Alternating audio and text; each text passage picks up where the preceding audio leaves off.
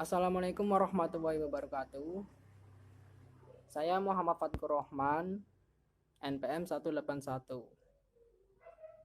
Saya akan melanjutkan materi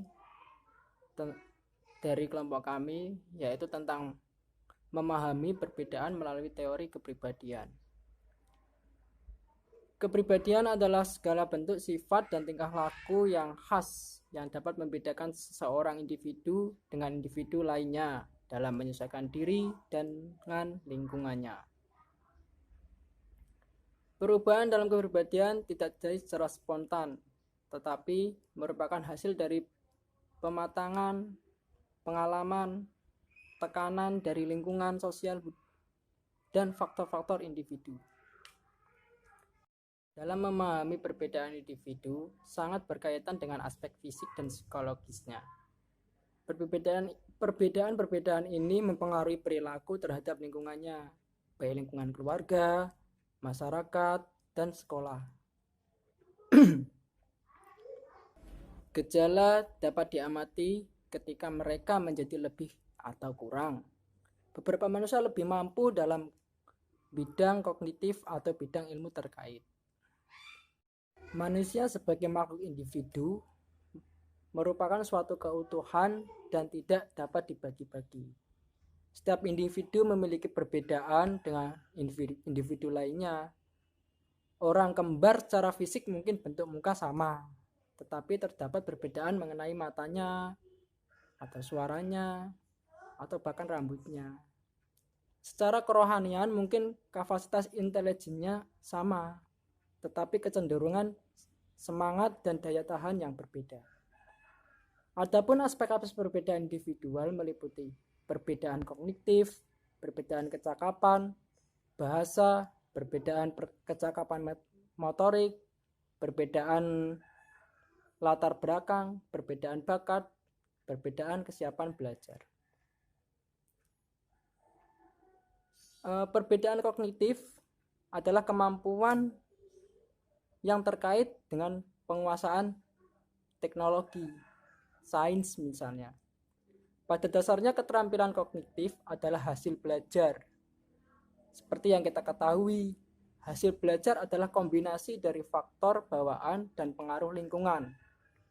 Faktor dasar yang memiliki pengaruh signifikan terhadap kemampuan kognitif dapat dibedakan dalam bentuk lingkungan alami dan lingkungan yang diciptakan. Yang kedua adalah perbedaan kecakapan bahasa. Kemampuan masing-masing individu dalam berbahasa berbeda. Masing-masing individu mengekspresikan pemikirannya dalam bentuk kata-kata, frase yang bermakna dengan cara yang berbeda. Keterampilan berbahasa sangat dipengaruhi oleh faktor kecerdasan dan lingkungan. Faktor penting lainnya juga faktor fisik, khususnya organ yang berbicara. Yang ketiga, perbedaan kecakapan motorik. Keterampilan motorik atau keterampilan psikomotorik adalah kemampuan untuk mengordinasikan kerja saraf motorik oleh saraf pusat untuk melakukan aktivitas. Kegiatan ini terjadi karena kerja saraf yang sistematis.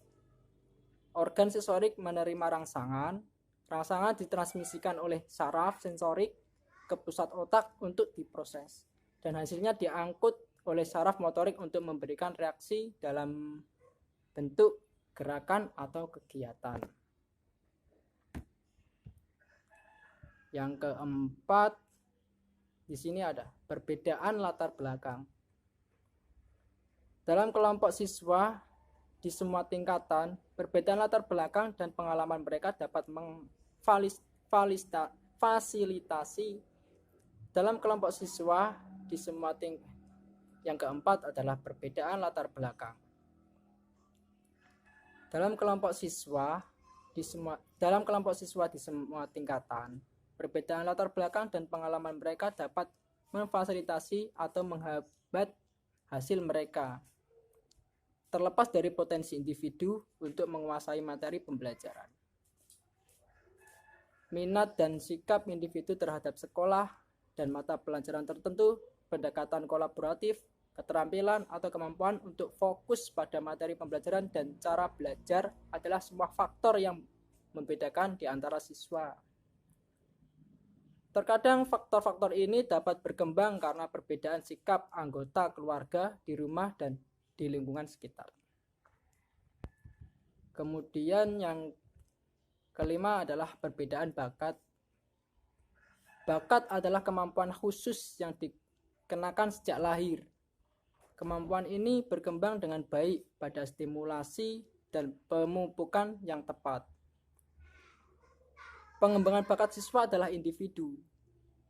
Meskipun kecerdasan umum merupakan faktor di hampir semua atau bahkan semua bidang penampil atau kinerja, hasil tes kecerdasan yang telah dilakukan lebih berkaitan dengan prestasi atau kemampuan akademik.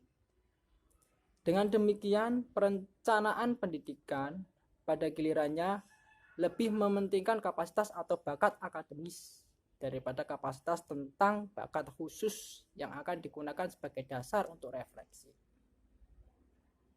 Kemudian 6 adalah perbedaan kesiapan belajar.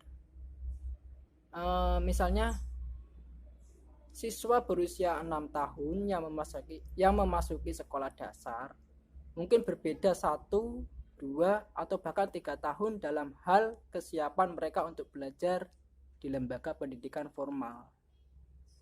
Ini didasarkan pada kapasitas mental atau usia mental, karena anak-anak di tahun pertama sekolah termasuk dalam kelompok usia kronologis antara 3 dan 8 tahun. Ini berarti bahwa meskipun usia kronologis telah mencapai 8 tahun, tetapi kemampuan untuk belajar selalu sama dengan mereka yang duduk di tahun pertama. Ini menunjukkan kurangnya produk keluarga yang kemungkinan besar ekspresi bahasa dan kehidupan keluarga tidak baik. Dapat disimpulkan bahwa dalam teori kepribadian, setiap orang secara otomatis menyajikan karakteristik yang berbeda dengan kepribadian lainnya. Setiap orang memiliki kepribadian yang unik. Kehidupan seseorang melibatkan berbagai aspek, terutama aspek emosional, sosial, psikologis, dan sosial budaya, serta kapasitas intelektual yang sepenuhnya terintegrasi dengan faktor-faktor lingkungan kehidupan. Baik, sekiranya terima kasih penyajian dari saya. Semoga bermanfaat.